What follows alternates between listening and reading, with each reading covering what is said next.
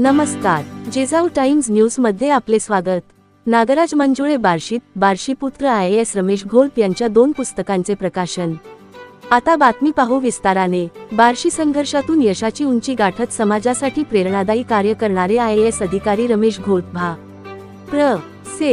यांच्या जीवनप्रवासावर आधारित इथे थांबणं नाही या पुस्तकासह त्यांच्या संघर्ष, सेवा आणि जाणीवांचा प्रवास उलगडणाऱ्या वाट यशाच्या पावल्या मराठी आणि ग्राउंडेड ग्लोरी इंग्रजी या कॉफी टेबल बुकच्या भव्य प्रकाशन सोहळ्याचे आयोजन करण्यात आले आहे। या निमित्ताने वैचारिक मेजवानी आणि मोटिवेशन डोस बार्शीकरांना मिळणार असून सैराट दिग्दर्शक नागराज मंजुळे प्रथमच बार्शीत येत आहेत। सोहळा रविवार 29 मार्च 2026 रोजी सायंकाळी 6 वाजता शंकरराव निंबाळकर अध्यापक विद्यालय प्रांगण बार्शी येथे संपन्न होणार आहे।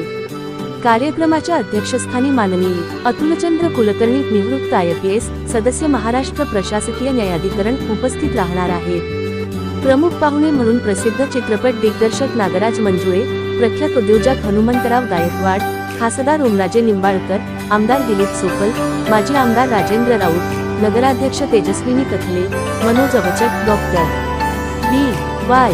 यादव आणि तानाजी ठोंबरे यांची प्रमुख उपस्थिती लाभणार आहे।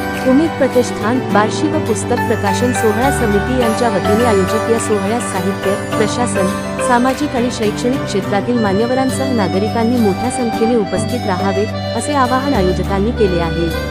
ही पुस्तके माननीय रमेश घोलप यांच्या संघर्षमय आणि प्रेरणादायी वाटचालीचे दर्शन घडवणारी ठरणार असून युवकांना नवचैतन्य देणारी प्रेरणा मिळेल असा विश्वास व्यक्त केला जात आहे।